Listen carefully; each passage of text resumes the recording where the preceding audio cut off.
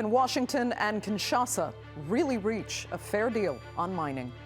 The DRC is looking for a trade agreement, but critics say the end result will be exploitation, with private U.S. security companies contracted to shore up mineral extraction. Is President Trump making a modern-day scramble for Africa? I'm Andrea Sankey, and today's newsmaker is Trump in the DRC.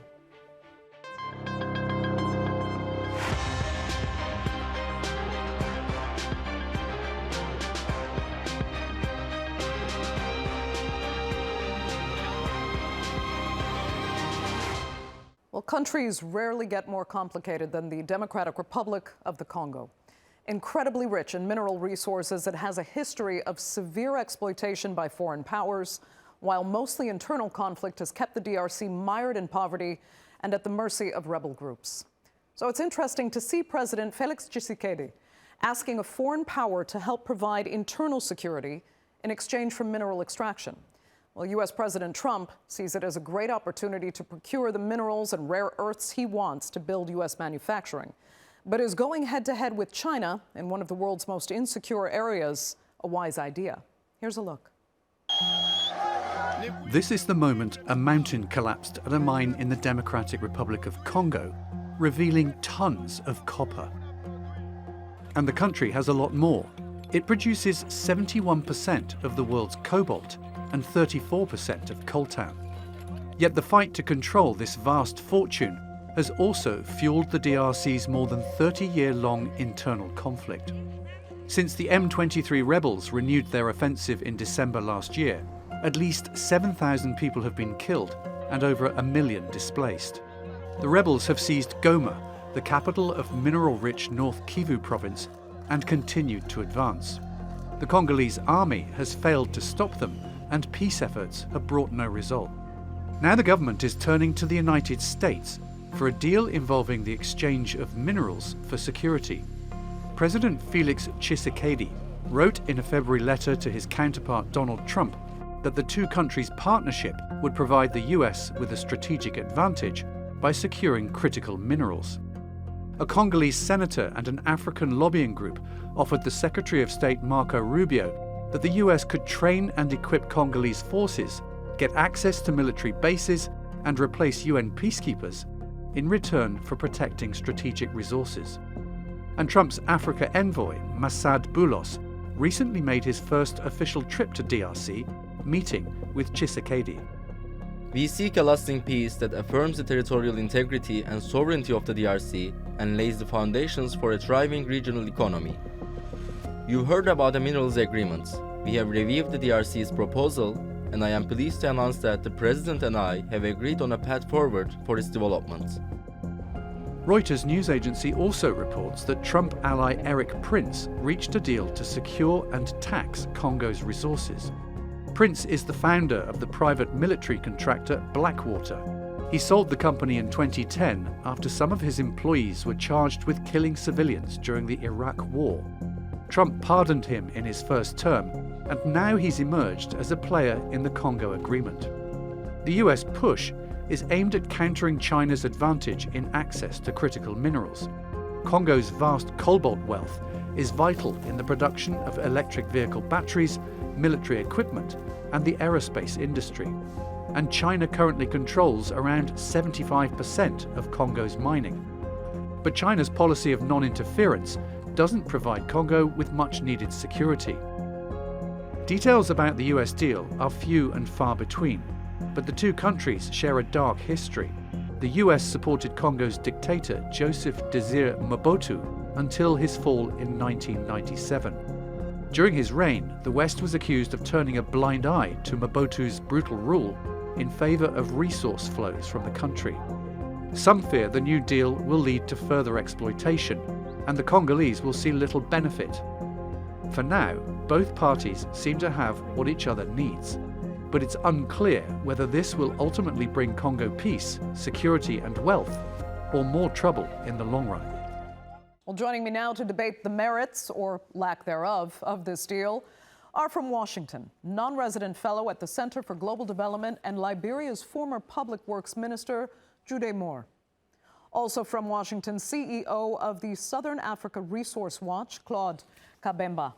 And from London, chief campaigner of Save the Congo, Vava Tampa. Thanks all so much for being with me. Claude, I'll start with you. You know, Donald Trump really wants to see things done here as simply and as straightforward as possible. And in this case, the DRC is supposed to secure mining rights for the U.S. in exchange for security, mostly via private contractors. But you believe this is far more complicated a landscape. So explain what you think the U.S. is really getting into here. My sense, it's the DRC today is at a very difficult position, the government. You remember that President Tshisekedi was elected recently in power, and just after that is facing a rebellion. Signing the Congolese problem is quite complex. A deal for minerals for military support will not solve the Congolese problem. My sense is that if the US is going to play a role that is sustainable, it will have to more engage in bringing the different parties together to find a sustainable solution to Congolese problems.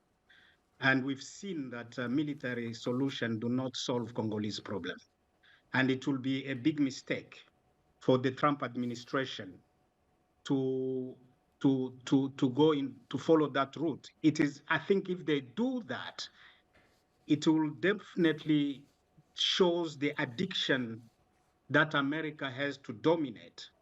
That could make President Trump to sign or consider signing such a deal with a country that is facing serious instability and serious government deficit. Okay. Let me move on then to Jude. So Claude feels it won't solve the problem, and others fear it won't just not solve the problem, it will cause greater problems in the longer term. Is that the page you're on? I think that's a fair assessment. Thanks again for having me. I think it's a very fair assessment. However, I would say, though, that on every opposition, the government is in a very weak situation. So even if you were to begin negotiations with the M23, you're doing so from a position of weakness. So I expect what the government hopes is ultimately there is no permanent solution that is not through the political process of bringing everyone together. But it wants to be on the front foot when it does that. So the goal, I'm thinking, I'm not privy to what the government is discussing, but my understanding is that the government wants to be in a stronger position in terms of a military position when faced with the M23. But to Claude's point, there is no long-term solution for the Congolese people that doesn't go through a political process to secure it. And so, yeah, there are risks to that. But with the government push as it is, and as I started, the primary responsibility of a government, any government, is to protect its people. And currently in the Eastern DRC, the government isn't doing that. I see why they feel the need to do something this drastic. Even in the short term, it hurts them. Okay, let me ask Vava. I mean, if short term, long term, either way, do you think Felix Tshisekedi is the best leader to be driving this forward? Does he have the best interest of the people genuinely in mind? And how much is he actually eyeing getting more IMF assistance into the country through this kind of dealing?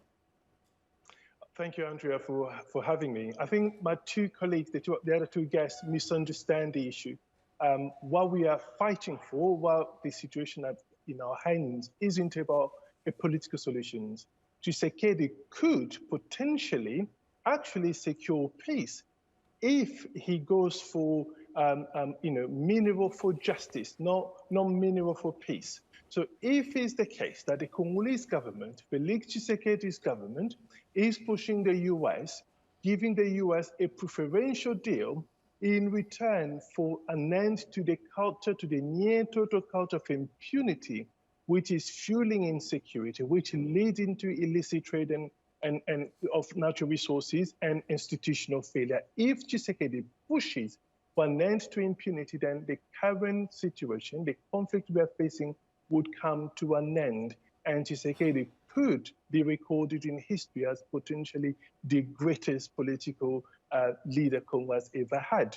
So Congo does not need a political solution. We've had hundreds of political solutions, 100 of peace deals, 100 of elections. We've similarly had a lot of UN peacekeepers. They have all failed. We've also had deals by the IMF, by the World Bank, as some sort of economical plan. They have all failed. They have failed for one single reason: impunity. Impunity in Congo, Andrea, leads into insecurity. That insecurity leads into illicit trade and extraction of natural resources. And all of those three issues lead into an institutional failure. The institutions of the state can no longer function. So if Tshisekedi's plan is natural resources in return for justice and end to impunity, then my God, he could become the greatest Congolese ever to ever live. But Claude, go ahead. Yeah. Oh, okay. I hear Vava is quite concerned, but what Vava forgets is that the biggest impunity is internal. Vava will remember that the Congolese resources that we want to give to the US is captured by the political elite. It's not just beginning with President Tshisekedi. It has always been like this for the past 60 years. So the problem really, Vava, is not, my sense is not really that the US is going to clean up the Congolese governance. The Congolese governance should have been cleaned up by Congolese themselves, and it's very difficult because most of the political elite, the soldiers, the military, they're all involved in that impunity. So I don't know how you solve that. I think we are going in a cycle. We need Congolese to sit together and put in place institutions that can function, that can hold leaders to account, and that's a just system that can function, and sanctions. And we don't have that currently. Andrea? If Claude wants, I'm willing to give him a list of 100 peace deals and sitting between the Congolese government and different militia gangs over the past 20 years. Political solutions do not work. Similarly, military solutions are temporary. What we need is an end to impunity. Now, Claude is right. There is a lot of internal impunity issues. But again, if Claude remembers, that there was something called the UN Mapping Report back in 2010, 2012, which essentially mapped around 500 war crimes and crimes against humanity and potentially crimes of genocide committed in Congo by the Kagame government in Rwanda, by the Museveni government, including by Congolese armies and militia gangs. Now, that report, Andrea, my last point, that report said that the Congolese justice system is not able to address the impunity, which is why the Congolese people have been pushing for the creation of an international criminal tribunal for Congo to address that impunity. That can only be created by the UN Security Council, which the US can push. Let me get Jude into the conversation. Jude, go ahead, because I did have a question for you. The problem, in my view, is you have a government that is currently incapable of protecting its people from militia groups. And somehow that government is the one that's going to impose accountability on a country. First, we need a political resolution. And, Liberia and Sierra Leone, they're not the Congo, but those conflicts were also fueled by conflict minerals. The way the conflict ended in both of those places was finding a political solution between the parties. And right now, we need something that brings them to that political solution. So I understand Vava's point. There has to be, before we can do truth and reconciliation, before we can enforce any rules so that impunity stops, the war itself has to stop, and we have to secure that. And finally, I would say on this question that on the question of if Tshisekedi is the person to be the one, he's the democratically elected president. Until there's another election, that is his responsibility to do it. Whether one's happy with the outcomes of the elections or not, he is the democratically elected president of the Congo. So in my view, I agree with Vava's passion for ending impunity. But before we get to that, we have to live in a country that is actually capable of enforcing any rules it comes to. And that country has to be one in which there's some sort of political solution. Maybe the Americans can push the Congolese to that. But we don't know. That's what I was going to ask. Jude, is the U.S. genuinely interested in getting those kinds of complicated political solutions when they want pretty fast results? If they're going to invest American dollars in there and they're going to send these private contractors, and by the way, they don't want to put any of their own American lives at risk, they just want what they want. They want those resources extracted. So where does that leave the Congolese people involved? Go ahead. Without question, and this is the question for the Congolese government. Of all the places in the world that you could turn to, of all the actors in the world you could turn to try to help you resolve this, are the Americans in the best position to do this for you? Have the Americans ever done anything like this before, anything close to this before? Do they have any expertise? Do the Americans even understand what's happening in Congo? The last time we saw American troops on the ground, probably in 1994 in Somalia. So in an active African conflict. So what do the Americans know about what's happening here? However, and specifically, yeah. And specifically, we have Masad Boulos, Jude. I mean, does he's the chief envoy now. What understanding of, I know he worked in Nigeria for some time, but what understanding of the DRC and Africa does he have in the sense that he can be considerate of the underlying ethnic tensions as well as those massive regional implications? I think on that question, who President Trump chooses to do business for him in Africa, that is the prerogative of the American president. But it is a serious thing. This is he has experience in Nigeria, and so one hopes Nigeria also has different kinds of conflict, and one hopes that he brings some of that experience here. What I don't know in the long term is whether there's actually, because you have to remember, in American foreign policy, Africa has always ranked low. With the Trump administration, it has ranked even lower. So how much are the Americans willing to put at risk in exchange for the Congolese? So Congo comes into this with such a weak hand, with no leverage. It is very, very difficult to see how the Congolese come out of this with a deal that benefits them or their people. And Claude, as you know, it's not just the Congolese. There is China, a major factor at play here that the U.S. seems to be not just willing to go head-to-head with, but hoping to kind of beat via proxy at its own, whatever the U.S. considers China's own game in Africa. So how does that complicate matters for the Congolese people trying to benefit from this extraction? You cannot take this conversation out of the geopolitics context. The United States is one to put his hand on Congolese minerals to fight China's dominance in controlling accessing these minerals. As you know, China controls 90% of Congolese cobalt. And I think that has put the United States a little bit at the back foot, and they want to change that. So importantly, it's more of the interest of the Americans than the interest of Congolese. But that's how relations works. But for me, is it possible that indeed American can displace Chinese interest in the Congo, which is quite difficult? And what are the resources that President Tshisekedi is going to give to the Americans? Indeed, President Tshisekedi is the elected president of the Democratic Republic of Congo. He has been elected by the Congolese people. My sense is that at this particular juncture, the Congo is not in the good position to negotiate a deal of that nature.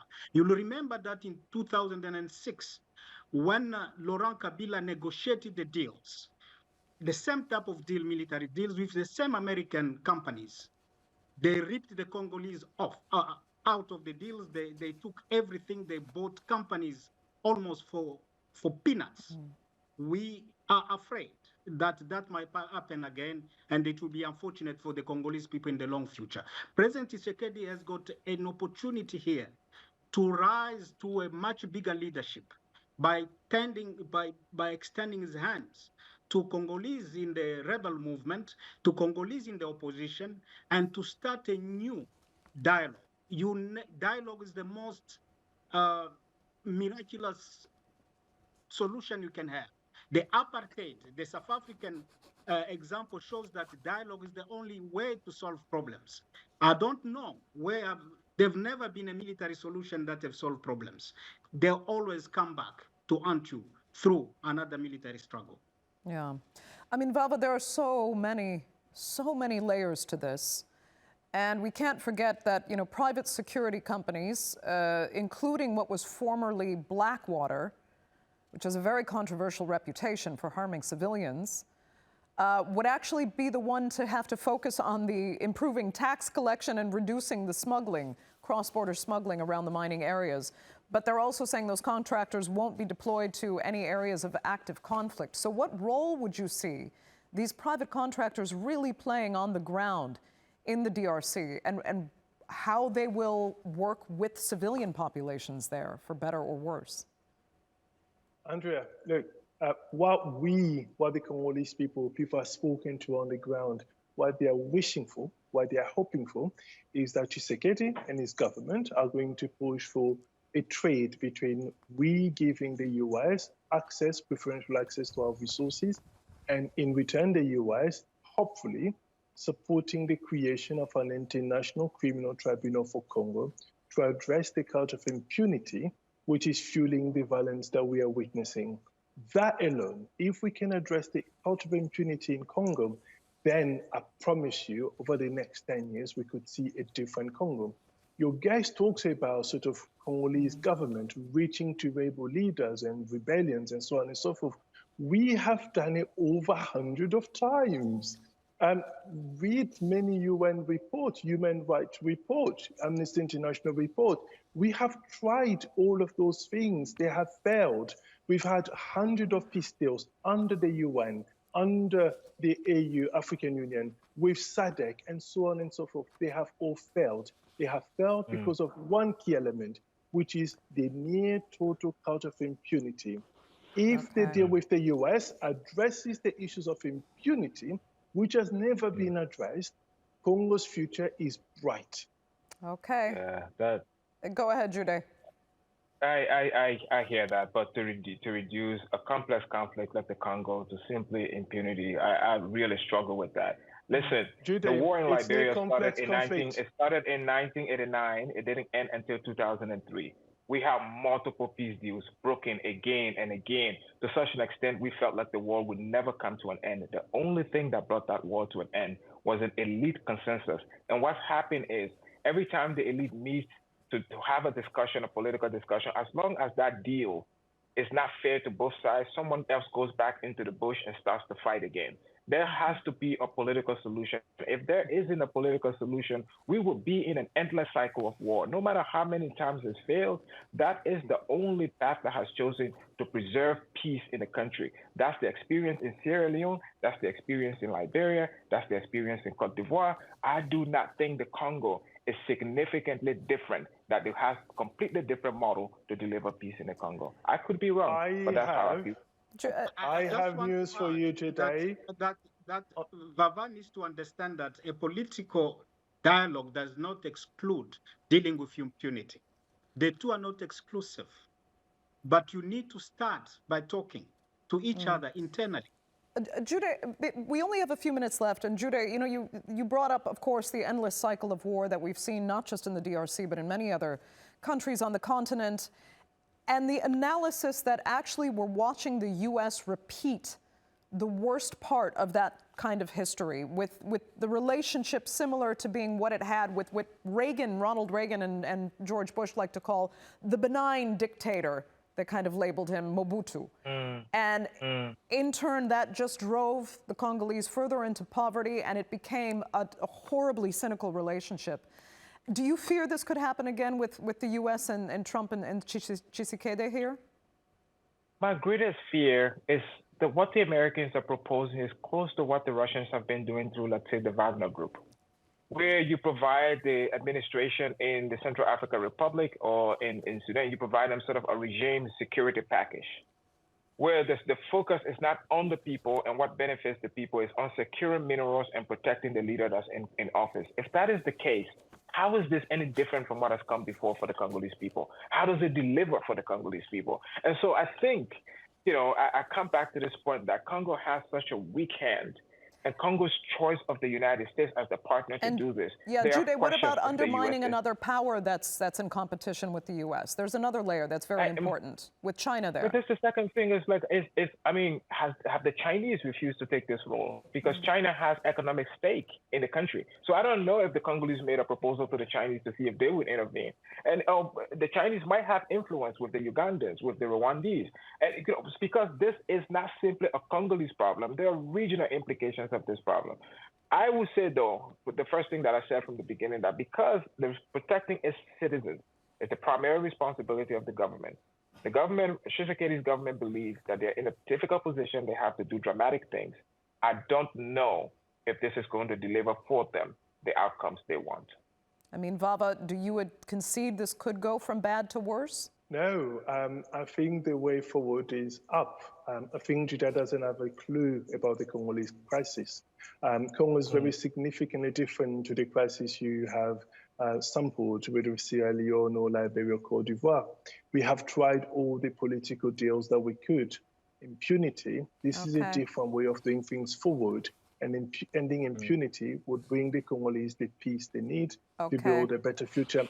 And by the way, Congo already has a deal with the Chinese. That's the reason why 97% of Congolese cobalt goes to the Chinese. And we are Tshisekedi is looking to offer the US a similar deal in return for a vote at the UN Security Council for the creation of an international criminal tribunal for Congo to end the cult of impunity. Okay, Vava, that will have to be the final word. Unfortunately, we are completely out of time for this edition of The Newsmakers. So much more to really explore here, but that will have to be the end of the program. I'd like to thank all three of my panelists, our viewers, of course, for being with us as well. Remember, you can follow us on social media and do be sure to subscribe to our YouTube channel.